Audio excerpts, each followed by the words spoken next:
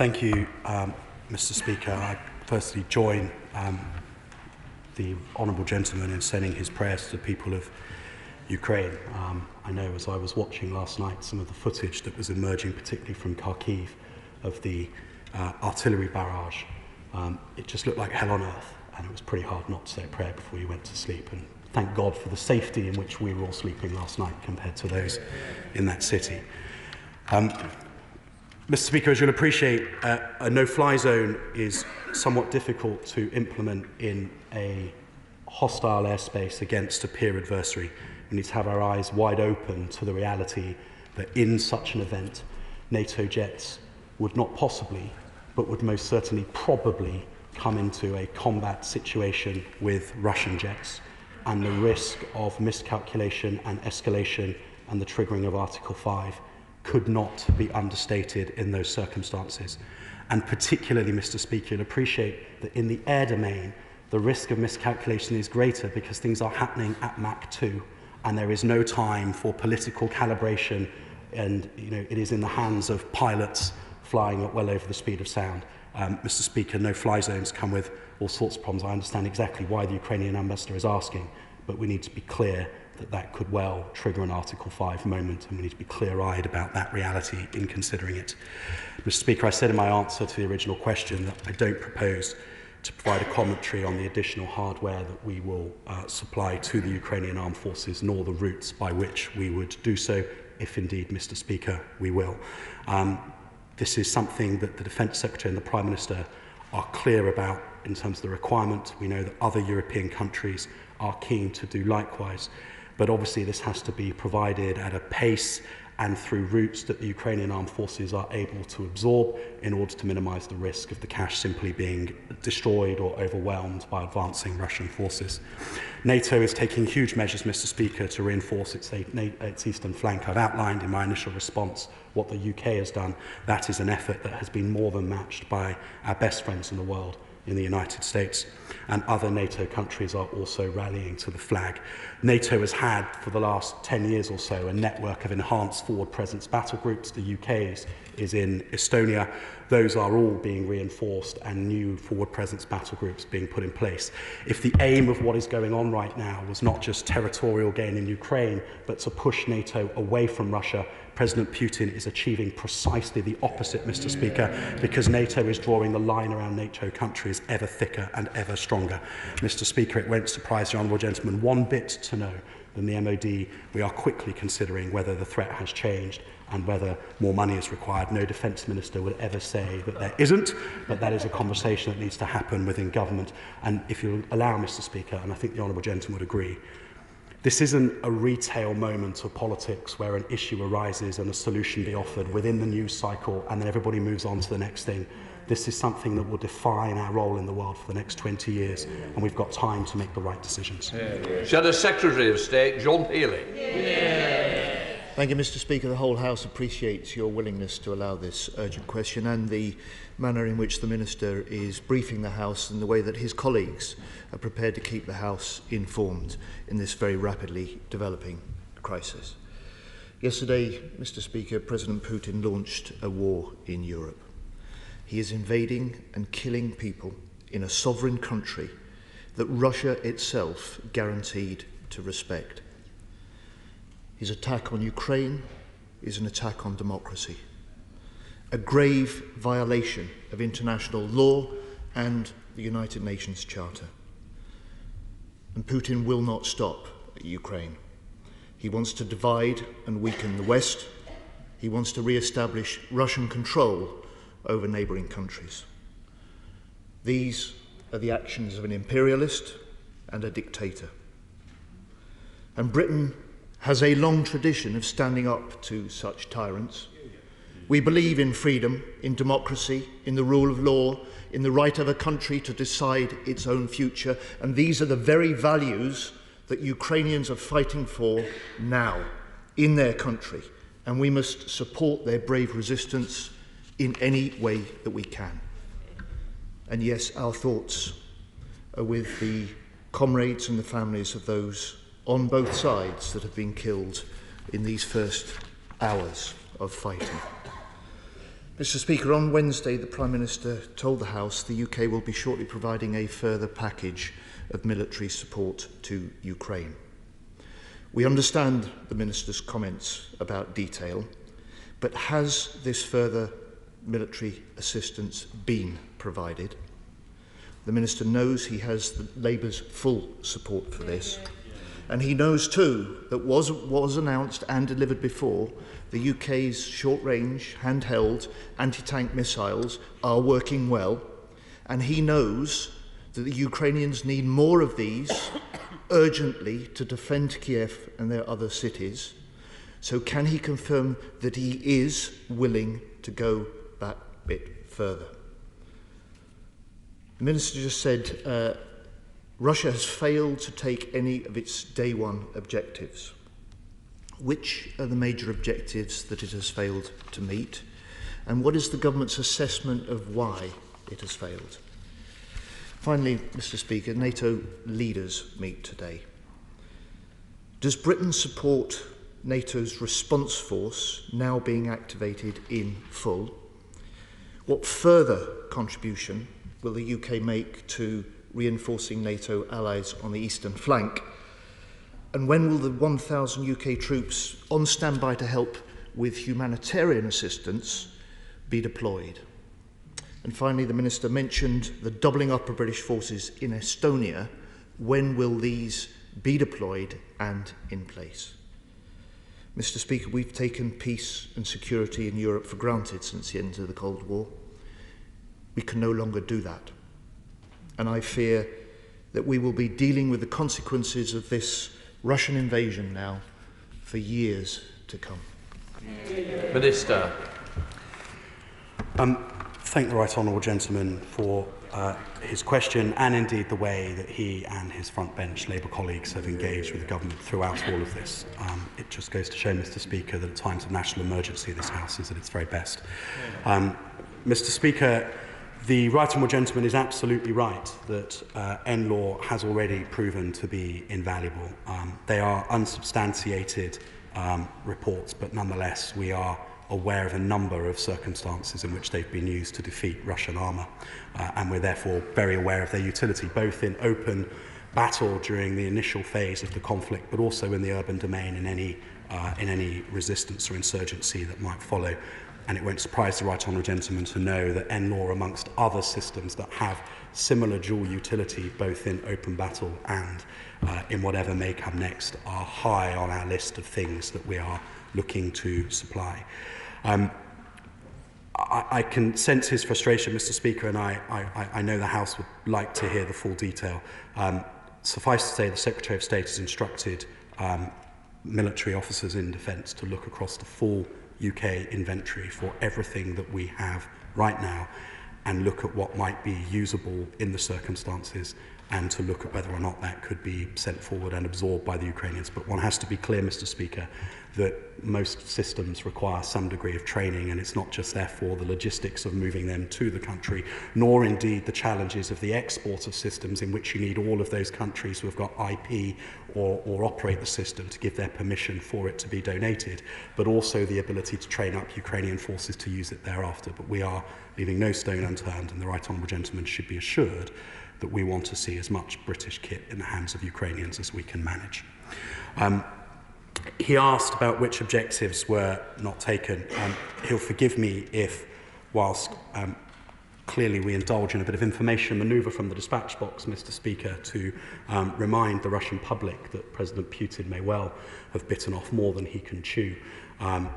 We're not going to compromise the intelligence that we've got altogether, but suffice to say we are pretty certain that in the Kremlin last night there will have been some pretty urgent reflections on the speed of the advance compared to what they anticipated, and I think the Russian people should be calling President Putin and the kleptocracy that surrounds him out on that, because young Russian men and women are being sacrificed in the name of President Putin's hubris. As for the NATO response force, Mr. Speaker, further contributions are under consideration. The UK is already the second largest contributor in terms of the surge forces that have come forward, second only to the United States. But we're clear that we may need to provide more both in land, sea and air and we will do if other NATO allies are unable to respond at the pace that we could. The 1,000 troops that he mentions that are on standby for humanitarian support in the countries immediately adjoining Ukraine will be deployed as and when those countries ask for them, but thus far no request has come. They remain at high readiness, forward present at a camp very close to RAF Bryce Norton, so that they can be deployed at hours' notice. But at the moment, Slovakia, Hungary, Romania, Poland have not yet asked for that support. And Mr. Speaker, he asked about when the enhanced forward presence battle groups will have been doubled up and the brigade headquarters will be in place. Mr. Speaker, I encourage all colleagues to follow the excellent Twitter feed of the 3rd United Kingdom Division, the Iron Division as they call themselves. There were some fantastic pictures yesterday of Challenger 2 tanks being loaded up onto the low-loader trucks to be driven north through Poland, Lithuania, Latvia and into Estonia. That is an extraordinary effort for a battle group that wasn't supposed to be deploying for 3 more months, was in the middle of a training routine in Germany, and they have turned that around very, very quickly. It's a testament not only to the Royal Welsh Battle Group, but also to their brigade headquarters, to 3rd Division and to the Field Army, that that work has been completed so quickly. We expect them to be complete in Tapa by the 1st of March. Pauline Latham. Mr. Speaker, what reassurance can my honourable friend give to the Ukrainian community in Derby and Derbyshire, who will have family members over there, that we are doing all we can to support the everyday, ordinary Ukrainian families that live and are having to put up with this incursion from Putin? And I'd just like to ask him to give assurance that we are doing whatever we can. Minister. Mr. Speaker, last night as the Secretary of State and I had to leave the Prime Minister's statement to go back to the MOD for another briefing, to the surprise of his protection officers, we decided to walk back through the protest that was happening on Whitehall. And Mr. Speaker, I was struck not by the anger and the screaming and shouting that normally accompanies protests in Westminster, but just by the incredible somberness, the resolve, but also the fearfulness that was in so many in that protest, because they, as the Honourable Lady says, will have family and friends back home in Ukraine. This isn't them protesting over a political cause. This is them protesting to help with the safety of their loved ones. The United Kingdom is not regarded by the Ukraine as one of its best friends in the world by accident. For the last 10 years, we've been training the Ukrainian armed forces through Operation Orbital. We were one of the first movers in providing lethal aid, and we sent troops to Ukraine only 2 or 3 weeks ago when the build-up of Russian troops was well underway to deliver the training that was required to allow those highly successful anti-tank weapons to be employed in battle as they now have been. We will continue to do all that we possibly can, and I know that my right honourable friend, the excellent Minister for Europe, is driving hard to make sure that all of the necessary consular support is in place so that people who have connections to Ukrainians who are still in Ukraine have the ability to be supported through the excellent work of the Foreign, Commonwealth and Development Office. Stuart Malcolm MacDonald, the SNP spokesperson. Thank you, Mr. Speaker. I'm grateful to the Minister and indeed to his colleague in the Foreign Office for the work that they're doing and the updates that they've been ensuring opposition members have. And like the Minister and other members of the House, only wish to heap praise on the Ukrainian armed forces who have ensured that Russia didn't get the opening gambit that they thought they would. But like the Minister says, we have Russian men being sent to die for one man's hubris. And my goodness, what courage was shown on the streets of Russia last night by people protesting against that aggression coming from the Kremlin, and we commend them for it. Mr. Speaker, the Minister rightly mentions in terms of supporting Ukraine with military equipment, which we back the government in doing. It is obviously, in some cases, easier said than done. It requires training, logistics and all the rest of it. But the Ukrainian government does need that, and I'm not going to ask him for an assurance that he's already given, but I just want to press him that these benches want to see Ukraine get all the equipment that it does need. In particular, one issue that does come up a lot, and again, I know he doesn't want to go into specific areas of equipment, satellite phones are in bad need, and I would just want to put that on record, that in the various conversations I've had with government and parliamentary officials in Ukraine. Even actually at the protest outside the Downing Street last night, the issue of satellite phones has come up quite a bit. Can I ask what consideration has been given by the government and by G7 allies as to cyber support that can be given, and in particular on cyber offensive support? Would that constitute, I can see the Minister's face, but would that constitute an Article 5 scenario or not? What does the government understand that to be? And can I also ask if that the government ensures that it gives the appropriate level of humanitarian and medical equipment support that the Ukrainian government needs as well? And can I ask, and forgive me, I haven't heard him mention this yet, for an update, and this isn't an MOD thing necessarily, on where we are with SWIFT. Members of the House had hoped that we would have had progress on that by now. I know that the Foreign Office has been pressing hard on it, but it would be useful to have an update on where we are with that. Mr. Speaker, everything that the honourable gentleman said on lethal aid is well heard. We're working on it best pace. We'll do as much as we physically can at this stage, and so too will the United States and other allies. We're just looking at how it would be practically done. The honourable gentleman is absolutely right that there are a whole range of things, satellite phones most obviously, that provide the resilience to the functioning of a Ukrainian government, military and perhaps in time resistance when they are operating in an electronically denied environment and with all the probability of cyber attacks and everything else that will make the functioning of the Ukrainian government ever harder. We're very aware of that requirement. Likewise, medical supplies and other things which we're working on. The honourable gentleman saw me wince. I'm afraid that offensive cyber operations and the government's legal position on that is very much a matter for the Attorney General and the Prime Minister and not something I'm going to comment on at the dispatch box. And he asks about removing Russia from the SWIFT system. He will have heard my right honourable friend, the Defence Secretary, I think perhaps on the news this morning, saying that Her Majesty's Government is very, very keen that that is a sanction that is imposed. It's not in our gift to do unilaterally or even multilaterally amongst the countries that have thus far agreed to do it. That is work that our colleagues in the Foreign Office are hard at work on. I hope that we can win the argument because it feels like a sanction that Russia would properly take up and sit up and take notice of. To Luke Evans. Thank you, Mr. Speaker. Much is rightly made of Russia's role in this, but also, obviously Belarus is playing a part as a staging post. What sanctions and steps are we taking to make sure Belarus feel the pain for what they're doing? But also, second, he talks about miscalculations. May I ask what assessment he has made about the accidental fire potentially going into other countries, because that is a big concern to my constituents. We inadvertently find ourselves in a war footing without meaning to be. Mr.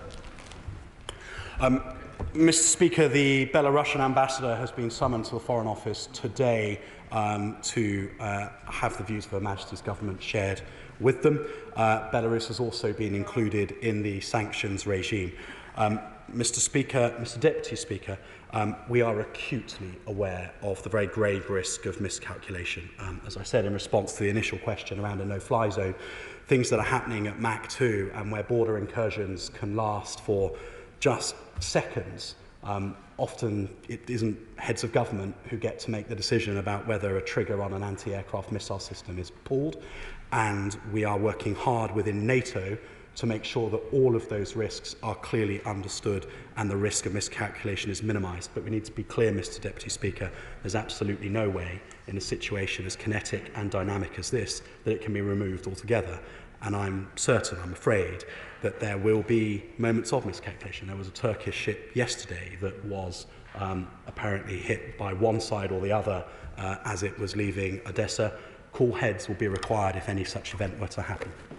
Mr. Jones. Thank you, Mr. Deputy Speaker. Can I thank the Minister for his update and place on record the thoughts and prayers of everyone in my constituency of Pontypridd of the people of Ukraine. I, like members across the House, am already being contacted by worried constituents who have friends and family in Ukraine who are desperate to access safe routes out of the country. So can I reiterate the question posed by my good friend, the Shadow Secretary of State, and ask the Minister, will the 1,000 UK troops that he has placed on standby to help with the humanitarian crisis now be urgently deployed? Mr. Speaker, just to be very clear, because I think, unless I don't want to do the Honourable Lady a disservice, but I think I might have understood a question to be, will the 1,000 troops go into Ukraine, as they did into Kabul in the summer, to facilitate the egress of Ukrainians? I'm afraid the Honourable Lady will be disappointed. That's just simply not something that could be realistically done. This is a highly kinetic combat situation, and the probability of NATO troops being caught up in combat with Russian armed forces is far too high, and would lead to huge escalation. The 1,000 troops that are on standby are there to support Hungary, Slovakia, Romania and Poland with the expected humanitarian challenges that they will face as people make their way out of Ukraine. They're at very high readiness. We'll get them forward as quickly as we can. But as we warned when we changed the travel advice, and my right honourable friend, the Minister for Europe, and I were on TV pulling no punches in the gravity of the situation, we were telling people to leave urgently, precisely because there would be no opportunity to do as we did in Kabul in the summer. Richard Holden. Thank you very much, Mr Deputy Speaker. I'd like to thank the Minister and the whole Government for their leadership that they're showing on an international level at the moment. In winter 2015, I went to Ukraine with the former Defence Secretary as a Special Advisor to see Operation Orbital as it was being deployed. As part of that, we laid wreaths for the fallen Ukrainian soldiers. I, as a Special Advisor, was given a single carnation to put down, but felt slightly embarrassed in doing so because I didn't feel that we were doing as much as we possibly could be doing to help the Ukrainians. We weren't doing that because although we were giving lots of support and lots of sanctions, we were also hamstrung by the fact that we couldn't get agreement by as many of our European allies as we wanted to for everything that we would want to bring to bear. Reports in the New York Times yesterday suggested that Germany, Austria and Italy were refusing to cooperate on SWIFT payment. Belgium was trying to get opt-out for its diamond markets. Italy was trying to get opt-out for luxury handbags as part of European Union sanctions. Can I ask the Minister to ensure that all our diplomatic efforts are brought to bear on our European allies to ensure that they are not dragging their feet as we in this House and our American allies are really pushing forwards to try and do everything possible to help the people of Ukraine? Minister. Mr Speaker, thank the Honourable Gentleman for his question. He'll appreciate, first of all diplomatic effort is being focused on this. It is definitely Her Majesty's Government's top foreign policy priority. I'd probably argue it's probably the top priority across government, full stop, at the moment, to make sure that the response is completely cross Whitehall and is robust enough to have an impact on President Putin. But I'm sure the Honourable Gentleman will appreciate that this is not a moment, Mr Deputy Speaker, in which to think that a response must be provided within 24 hours or by the weekend or even by the end of next month. This is about making sure that the Western Alliance does not fracture, that we bring the whole of the free world with us in its condemnation of Russia, that Russia as a consequence is completely isolated.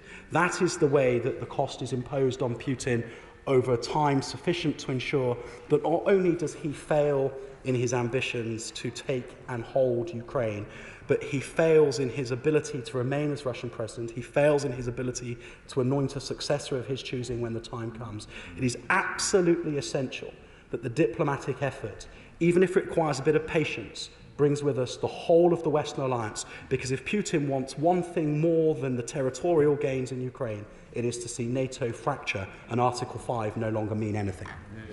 Chris Law. Thank you, Mr Deputy Speaker.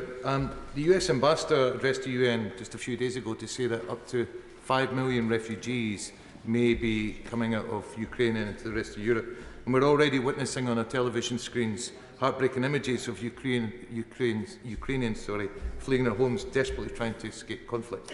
So what I want to ask today is, given that this refugee exodus is a scale like something we haven't seen since 2015, how will the MOD, alongside its European partners, contribute to the creation of humanitarian corridors, ensuring that refugees can be safely evacuated from the conflict zone?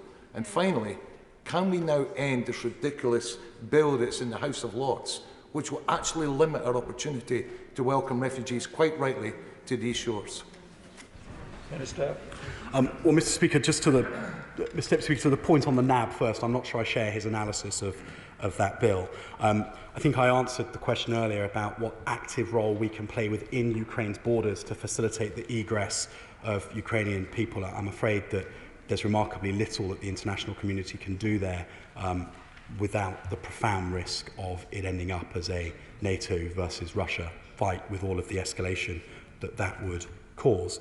But Mr. Speaker, my right honourable friend the Minister for Europe, Mr. Speaker, my right honourable friend the Minister for Europe spoke yesterday to all of the neighbouring countries' governments to make sure that they are aware of the support that the United Kingdom is able and ready to deliver, both militarily in terms of troops on the ground to help process, marshal, facilitate, secure refugees as they arrive in those countries. But actually, the MOD is just carrying baggage and facilitating. It's our great development and aid experts within the Foreign Commonwealth and Development Office that will do the really impressive stuff when and if those requests come from neighbouring governments. And we'll make sure we're supporting the FCDO in all of their endeavours.